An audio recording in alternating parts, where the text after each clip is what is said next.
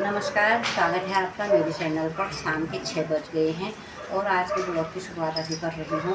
और अभी आज मुझे ब्लॉग बनाने में बहुत ही दुख हो रहा है, बहुत दुख के साथ बना रही हूँ ये ब्लॉग में। मुझे अंदर से आवाज़ आई मेरी कि मुझे ऐसा बोलना चाहिए और ये बातें सबके सामने रखनी चाहिए, इसलिए मैं छोटा सा एक वीडियो बना रही हूँ। आप लोग भी देखना, सुनना, समझना। सबको पता है, ऐसे सब लोग जानते हैं, आजकल सोशल मीडिया है और सबको पता है। मैं बात कर रही हूँ मौमिता देवनाथ की। आप सभी लोगों को पता होगा, क्योंकि हमारे वहाँ ऐसा कानून है हमारे देश में कि कोई भी काम, कोई भी चीज़ जो होती है, घटना घट जाती है, उसकी 2-4 दिन चर्चा होती है, उसके बाद वो बात दब जाती है। ऐसा क्यों होता है? मौमिता देवनाथ के साथ जो जो दर्दनाक हादसा हुआ है, जो ऐसे दरिंदे हैं जो जिन्होंने कि ऐसा काम किया हुआ है, बहुत शर्म की बात है।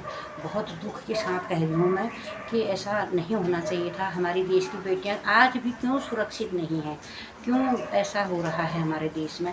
और माननीय प्रधानमंत्री जी ने तो बोल दिया और बोल दिया कि बेटी बचाओ बेटी पढ़ाओ अभियान शुरू कर दिया।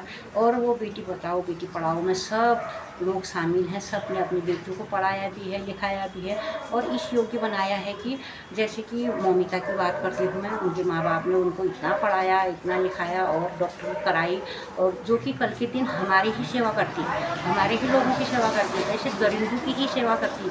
और देखो उसके साथ क्या हुआ, कैसा कर दिया इन दुष्टों ने, उनके साथ क्या किया। बहुत शर्म की बात है, मुझे तो बोलने में भी शर्म आ रही है। बहुत ही गंदा काम किया और इस प्रकार से उसे मार दिया। ऐसा क्यों किया इन दरिंदों ने? और मैं अपील करती हूँ माननीय प्रधानमंत्री जी से भी करूँगी और जनता से भी करती हूँ। मैं बोलना चाहती हूँ कि हर कोई ऐसा काम कर रहा है, जो भी दरिंदा ऐसा है उसको सज़ा क्यों नहीं मिल रही है? उनको जनता को सौंप देना चाहिए, जनता अपना न्याय खुद कर लेगी। मैं सरकार से अपील करती हूँ कि सरकार के कानून व्यवस्था में बहुत कमी है। अगर कानून व्यवस्था हमारे देश की सही होती तो ऐसा दुष्कर्म कभी नहीं होता। हमारे देश की बेटियां असुरक्षित हैं अभी तक। और ऐसा क्यों हो रहा है? क्योंकि देश की कानून व्यवस्था सही नहीं है। 2-4 दिन लोग बातें बना रहे हैं, लोग अपने अपने चैनल में अपने अपने वीडियो के मार्फत से सबको भेज रहे हैं, सब इधर उधर कर रहे हैं। मेरा मकसद ये नहीं है, मेरा मकसद कुछ पैसा कमाना नहीं है, कोई अपना चैनल को आगे बढ़ाना नहीं है। मैं अपने दिल से बोल रही हूँ, मेरे अंदर से आवाज़ आई कि मुझे बोलना चाहिए। ऐसे दरिंदों के लिए, ऐसे दरिंदों के लिए कार्रवाई करनी चाहिए। ऐसे दरिंदों को कभी नहीं छोड़ना चाहिए। एक माता पिता अपनी बेटी को कैसी मजबूरी से पढ़ाते हैं, लिखाते हैं, और जब वो बड़ी हो जाती है, नौकरी करने के लायक हो जाती है, तो उसको घर से बाहर भेजने में उनका मन डर जाता है, काँप जाता है, रोते हैं उनके माँ बाप। कैसे हमारी बेटी सुरक्षित रहेगी, कहाँ भेजें, क्या करें? क्या ये देश का कानून सही? आज अंकिता भंडारी के साथ हुआ, कल दूसरी नर्स के साथ हुआ, आज मौमिता के साथ हुआ, कल को किसी और के साथ होगा, परसों किसी छोटी सी बच्ची के साथ होगा। ऐसा दुष्कर्म हो रहा है हमारे देश में। सही लग रही है आप लोगों को?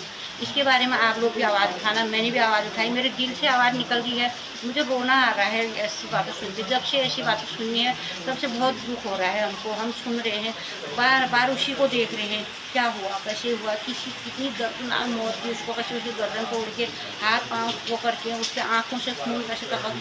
बहुत ही दर्दनाक हादसा है ये किसी की बेटी थी, वो भी किसी की बहन थी, किसी की बहन थी, किसी की बेटी थी। बहुत गलत हुआ है ऐसा। ऐसा नहीं होना चाहिए। हमारे देश की व्यवस्था बहुत गलत है और मैं आप लोगों से भी अपील करूंगी कि आप लोग भी इसे आगे पहुंचाइए। इस बात को, मेरे बात में अपना समर्थन दीजिए और इस बात को आगे पहुंचाइए, माननीय प्रधानमंत्री जी तक पहुंचाइए कि ऐसा नहीं होना चाहिए हमारे देश की बेटियों के साथ। हमारी देश की बेटियां पढ़ रही हैं, लिख रहे हैं। वैसे तो कहते हैं बेटी बराबर हैं, एक समान है, हर जगह नौकरी कर सकती है, पर हर बेटी डर रही है इन हादसों के बाद। कैसे वो घर से बाहर निकलेगी? कैसे उनके माँ बाप उनको घर से बाहर भेजेंगे? ऐसा हर किसी के साथ हो रहा है, बहुत अन्याय हो रहा है। ऐसे दरिंदों को छोड़ना नहीं चाहिए। मैं आप लोगों को सपोर्ट करना, इस बात को आगे तक पहुँचाना। आप लोगों का बहुत बहुत धन्यवाद।